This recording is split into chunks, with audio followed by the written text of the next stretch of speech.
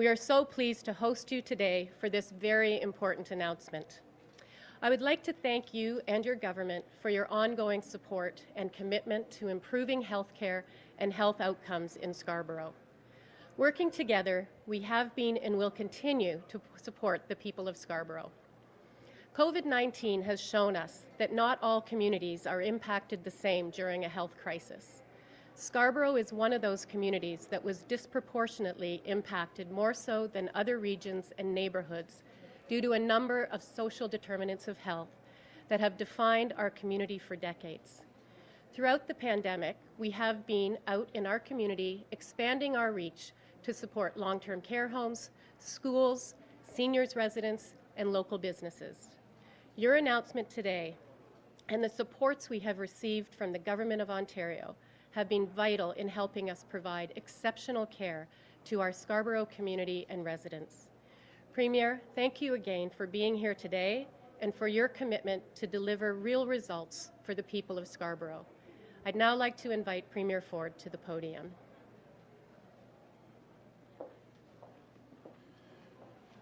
Well, good afternoon, and thank you so much, Elizabeth, for that introduction. Folks, we recently marked the one-year anniversary since the start of this pandemic. And in that year, we've seen pressure put on our hospitals like never before. They've been at the center of this crisis since day one. Our frontline healthcare heroes have been caring for our sick and vulnerable with unwavering determination and compassion. To the doctors, nurses, and staff here at Scarborough Health Network and every other hospital across the province, I want to say thank you. You've made us all so proud. I want to reassure our hospitals that we will continue to have your backs during this extraordinary times. That is why we're announcing today over $1.2 billion in funding to help hospitals manage the financial pressures created by COVID-19. This funding will help hospitals strengthen their financial position and recover lost revenue due to the pandemic, so they can continue the incredible work they're doing now and once we've beaten this virus. Focus on our next challenge, which is tackling the growing surgical backlog. I want to thank my Scarborough MPPs, Christina Midas, Minister Raymond Cho, Aris Babikian, and Vijay Tenagasalam, for advocating for the communities and local hospitals. And I'll tell you folks, you have Ford champions here in Scarborough that are advocating constantly, no matter if it's transit or hospitals. Our provincial vaccine delivery plan is how we will come out on the other side of this pandemic and return to normal, because more people vaccinated means less COVID-19 cases needing hospital care. And we're making tremendous progress. We have mobilized our pharmacies, primary care settings, mass immunization sites, mobile clinics, and of course, our hospitals. Everyone on Team Ontario has been doing their part, and the numbers speak for themselves. As of March the 21st, more than 1.5 million doses have been administered. And we have fully vaccinated more than 299,000 people, and that just means we have double doses into almost 300,000 people, leading the country. And we're expanding appointments through our online booking system. Individuals aged 75 plus, effective today, ahead of schedule. This could not have been accomplished without the dedication and hard work of an army of frontline healthcare heroes. We're so grateful to them for the vital role they've been playing in the fight against this virus. But we must do more.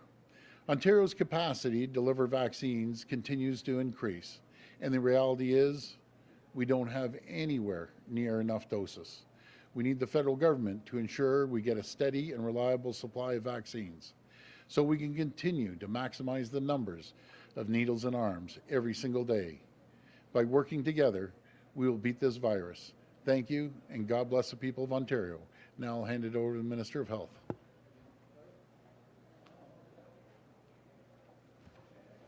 Thank you, Premier.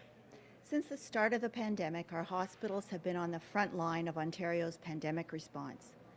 Every day, our doctors, nurses, and staff face this deadly virus head-on and we are so thankful for their heroic efforts to protect the health and well-being of Ontarians.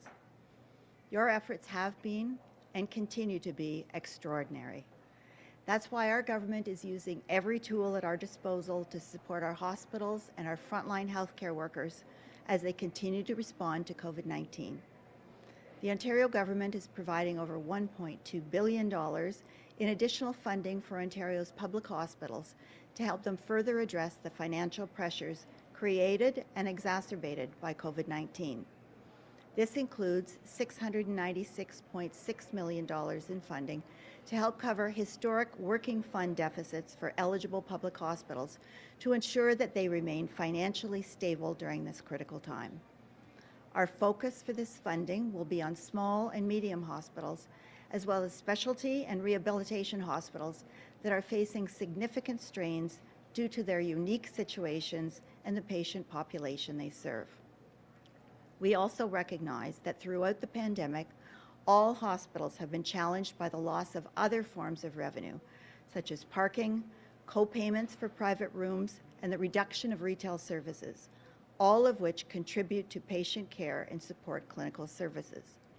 That is why we're investing up to $572.3 million to reimburse hospitals for a portion of these losses.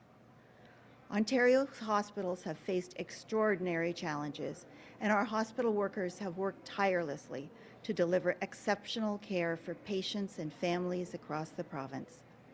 Our work with Ontario's hospitals does not stop today, and we continue to work collaboratively to ensure patients can continue to rely on the high-quality care our hospitals provide. In the meantime, I want to emphasize that all Ontarians need to continue to follow public health measures to protect our frontline healthcare workers, preserve hospital capacity, keep our loved ones safe, and stop the spread of COVID-19. By following these measures, you can make a difference and help support our hospitals. Thank you. And now I would like to pass it over to our Finance Minister and Treasury Board President, Peter Bethlenfalvy.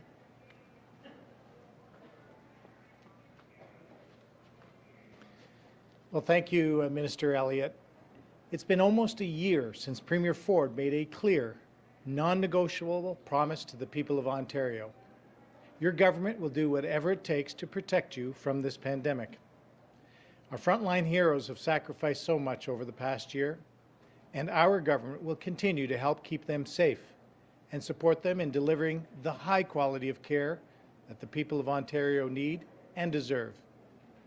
Making sure our hospitals and the healthcare system have the capacity they need to care for people during COVID-19 and beyond is part of that.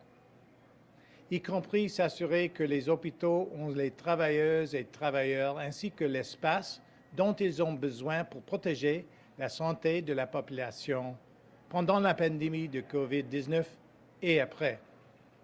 To continue to protect people's health, it is vital that we ensure hospitals remain on stable financial footing at this critical time.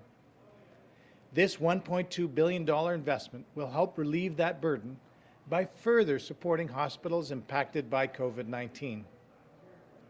Today's funding builds on our record investments over the last year, including purchasing additional supplies and equipment for hospitals for COVID-19 testing, and critical investments to buy more PPE and supplies. This Wednesday, I will deliver Ontario's 2021 budget. Our government's second pandemic budget will focus on protecting people's health and supporting people and job creators who are continuing to struggle during these tough times. We have been fighting COVID-19 for a year now. Our budget will finish the job we started last year. And as I always say, you cannot have a healthy economy without healthy people.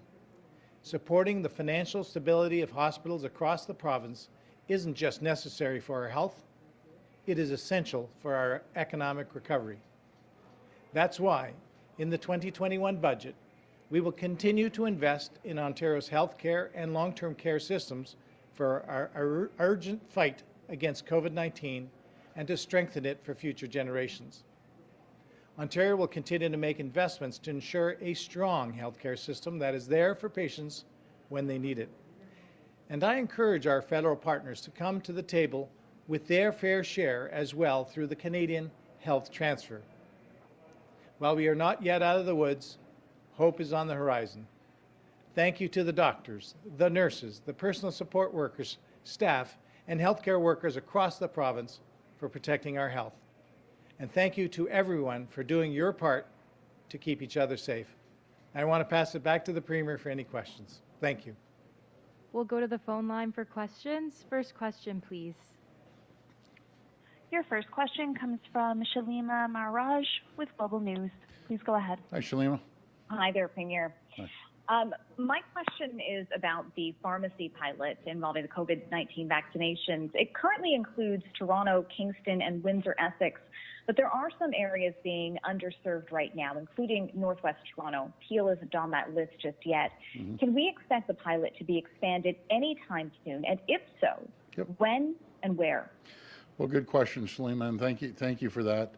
We're going to double the amount of pharmacies up to 700. We have 350. Really want to focus on the Peel region, York and Toronto, and I've used this example all the time. Yes, we have bushfires all around the province, and we need to address those, but we have an inferno happening in other regions, be it Toronto, Peel, and York to a certain degree. So we're going to make sure we focus on those regions, and it goes back to one thing. You know, we're at a fraction of our capacity. We need more vaccines. We should be having 3,200 pharmacies. We aren't even at 25%, take up on the pharmacies yet. But as soon as we get more vaccines, we'll be able to ramp it up even more. Follow-up?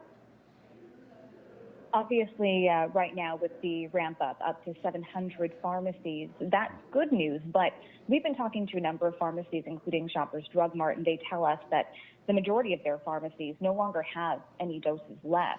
Yeah. So when can they expect to get their new shipments to even make this rollout, the continued rollout, possible? Yeah, that's the disappointing thing when we don't have a guaranteed supply chain, and supply chain is the critical word here. And you aren't too sure. This week we thought we were getting excess of over 300,000 Modernas.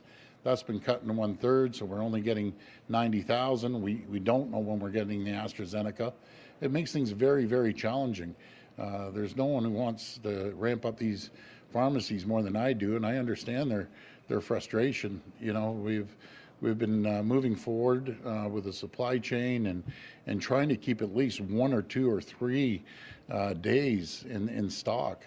And you see what happens with was my friend out in Saskatchewan, Premier Mo. You know, nothing's worse than you ramp up. You got to take it all down, as we saw in the city of Toronto back in January, February, and restart it up again. And then on top of that, you got to call tens of thousands of people to say, sorry, we're changing our appointment. So we need vaccines. That's what it comes down to. Next question. Your next question comes from Julianne Lemerex with Radio Canada. Please go ahead. Hi, Julianne. Good afternoon, everybody. My question is for Minister Bethlenfalvy. Yeah. Et Monsieur le ministre, j'aimerais vous entendre en français sur le budget de mercredi. À quoi peut-on s'attendre pour favoriser la création d'emplois en Ontario? Est-ce qu'on peut s'occuper de ça maintenant ou il faut attendre la fin ou la levée des restrictions? Jusqu'à quel point vous êtes inquiet sur le haut taux de chômage en Ontario? Oh, merci pour cette question, Juliane. J'aimerais dire, premièrement, que la tâche numéro 1 pour notre gouvernement est protéger la santé et les emplois de tous des Ontariens. Et la tâche n'est pas encore terminée. Nous avons un plan pour distribuer le vaccin contre la COVID-19 à tout le monde qu'ils veulent et on va faire ça. Alors, en fait, restez à l'écoute jusqu'à mercredi, mais enfin, on doit finir la tâche numéro 1, comme j'ai dit, c'est de protéger toute la santé et les emplois de tous Ontariens. Merci. Follow-up? Merci beaucoup. My next question is for Minister Elliott. Minister, last week, Christian Dubé, the Quebec Minister of Health, got his AstraZeneca vaccine in front of the camera to try to convince people to get their shot. Are you planning to get your vaccine soon, and will you do it in front of the cameras? Well, it's unfortunate there still is a lot of vaccine hesitancy around AstraZeneca. It is safe, it works, it prevents hospitalizations, and it saves people's lives. And so, yes, I actually am planning to have to receive the AstraZeneca vaccine, and I will do it in front of a camera. If I can convince one other person to receive the AstraZeneca vaccine, and that helps protect them and their health and safety and that of their families, I'm more than happy to do that. Next question. Your next question comes from Colin DeMello with CTV News. Please go ahead. Hi, Colin. Hi, good afternoon, all. My question is to the Premier. Premier, the restrictions in Peel and Toronto seem to have created an underground barber and hairstyling economy. There's a lot of fly-by-night barbers cutting hair in their own homes or charging people to travel to their homes for a cut. Obviously, there are questions about contact tracing and healthcare protocols in these types of situations. Wouldn't it make more sense to reopen salons in Toronto and Peel to give people a safe place to cut their hair so they don't have to resort to this underground economy? Yeah, no, something, Colin, before I pass over to the Minister of Health, I hear you. I hear the same thing.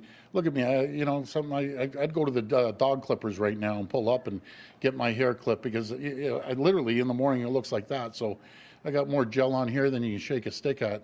So once we get that open, I'll be first in line. But we got to be cautious always in the healthcare and area on the health side, I should say, in Toronto and Peel. And I just want to make sure everyone's vigilant. And yes, we have the toughest restrictions anywhere in North America right now, but we do have to be cautious. I'm going to listen to the direction of Dr. Williams and the health team, and I'll pass it over to the Minister. Thank you. Well, it's unfortunate that we have these underground operations going on because we're nearly there. This is a race against the clock to vaccinate as many people as possible and to prevent the variants of concern from growing exponentially. So what we're asking people to do is please be a bit more patient. Please continue to follow the public health measures. Personal services like hair salons are more dangerous because people are in closer contact, and that reduces the risk, increases the risk of transmission. We want to make sure that we reduce that risk, and so we are asking people to please be patient. Another few weeks, you will be able to get your hair cut, and I've been waiting for that for a long time myself, but this is something that's so important for everyone's health and safety, and we want to make sure that hopefully within the near future we will be able to move both Toronto and Peel into a lower level, perhaps into red, but it all depends on everyone to continue please following those public health measures. They're just so important in reducing transmission. Follow-up? Thank you. Back to you, Premier. Over the weekend, I think we saw a lot of people, sunshine on patios in Toronto and Peel. So your government is expanding indoor and outdoor dining, yet restaurant workers who have to encounter hundreds of unmasked diners every single week, they aren't being prioritized for the COVID-19 vaccine right now. I'm wondering, should they be moved up the list, seeing as they will be seeing more and more people as the weather turns nicer? Yeah, I understand the situation they're in, but something, we got to be super, super cautious. But for mental health, I'll tell you, we needed that. People needed to get outside and get some fresh air and be super, super cautious. But in answering your question, Colin, we're going to continue focusing on the most vulnerable. Most vulnerable was 80 plus. We ended up getting 50% of 80 plus done. We moved it to 75. And I want to be clear to everyone, just until they understand, because I had a call on the weekend. Someone was a little confused. So 75 plus can book through a mass vaccination center. 60 upwards, to any age, can go to the pharmacies. So that's what we're going to continue focusing on. And then once we, as I said on Friday, once we get the vaccines, we're geared up. We give us 4 or 5 days, we'd be geared up to 9 million vaccines, and we wouldn't have to worry about that. We'd pretty well clean up the vast majority, not all, but the vast majority of the people, at least with their first shot. Next question. Your next question comes from Rob Ferguson with the Toronto Star. Please go ahead. Hi, Rob. Hi, Premier. We've noticed that on the weekend again, the vaccine numbers were quite low, about 31,000, half of what they were on Friday. What can you do to get those vaccination numbers up on the weekend? Are people not booking appointments for the weekend? It seems like every delay is a problem, and we keep having this, as we had with low testing on weekends a year ago. Yeah, I'll just go to root cause. It's the vaccines and understanding the supply chain. The last thing they want to do is ramp it up, and when they literally, some of them have 1, 2, maybe 3 days of supply, and then all of a sudden it disturbs the supply chain, and they end up calling back tens of thousands of people because they've run out of vaccines. That would be just terrible if that ever happened. So we're making sure the process flow continues, that we keep these vaccination centers open, and that's really the reason they did about 31,000 on Sunday. We're back up at it. We hear good news that we're going to get some Pfizer today, which is great. We're going to get another 90,000 Modernas, which is great. But again, once we see consistency in the vaccination centers, I hear it all over the province, they don't have confidence in when we're getting the vaccines, how much we're getting, until they can properly plan. Nothing is worse than bringing, literally over 100 people, organizers, that includes nurses, PSWs, docs, anyone that can put a needle in the arm. They get all set, and then all of a sudden, bang, sorry guys, we don't need you today, we've run out of vaccines. And then the work begins to rebook. The challenge is rebooking tens of thousands of appointments. And exactly what happened out, as I mentioned earlier, at Saskatchewan. They had to call back 27,000 people. And we have in excess, they told me this morning actually, Rob, that already by noontime, 75 plus, they've booked 90,000 appointments, and I think 8,600 by phone. So they're doing a spectacular job, and I want to thank all the operators out there. And so as of this morning, before that new number, it was about 250,000 booked. So we're probably in excess right now of over 300,000, and the number's constantly moving. But I hear you. I wish we could be pumping it up to 100, 150,000 a day and not worry about the supply coming in. Follow up? One thing I don't understand about that is I thought all these vaccinations were by appointment. So can't this be managed from the appointment side rather than from the supply side, if you see what I'm getting at there? If you know what the appointments are, why is there a problem? Well, that's a good question, but you can't make appointments without knowing your supply. So last week, earlier in the week, we thought we were getting over 300,000 Modernas. Just imagine if we book people to get the Moderna, and all of a sudden, surprise, surprise, it's not 300,000. You're only getting 1/3. You're getting 90,000. That's a lot of burden to be calling over 200,000 people if we booked it up to that point. They want consistency. They want a consistent flow. There's one thing I understand is supply chain, and you need that in process flow. So process flow has to continue. And in saying all that, Liz here does an incredible job, her CEO, but I want to give a shout out to some of the people. The guru of vaccinations is Gwen. Thank you, Gwen, for all the work you're doing. I hear you're the real champion, so thank you, and it's greatly appreciated. But if I mentioned to Gwen, for example, I'm sorry to call you out, Gwen, but you're standing there.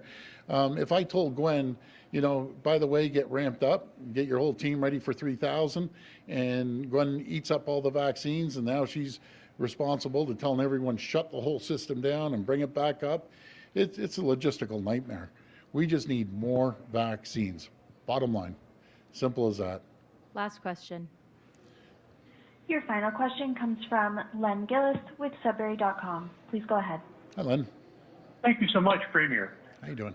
Given that Sudbury has been in the gray lockdown zone for more than a week now, the case count is getting higher. We have 3 outbreaks at the hospital at Health Sciences North, and the medical officer of health here in Sudbury said we are indeed in the 3rd wave.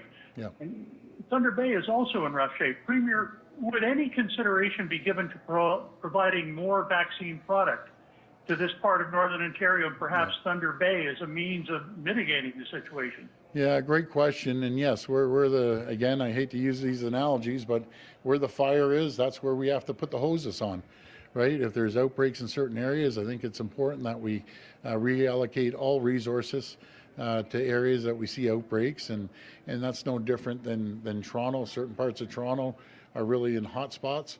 So we focus on those areas and along with Peel. But we really want to ramp it up to any region that we see a real big outbreak there. And not just that, we also have to do a lot of testing as well in those areas. Follow up? Premier, your Operation Remote Immunity sure got a lot of praise for being efficient and effective. And, you know, there's many other small towns across the north that are not Indigenous that would benefit from a program like that. Yeah. What about rejuvenating Orange and creating some sort of a vaccine flying squad for small towns, you know, that are often 1 or 2 hours away from the larger towns, or even remote mine sites like Iron Gold? You visited Iron Gold. Right. You know how remote that is. Absolutely.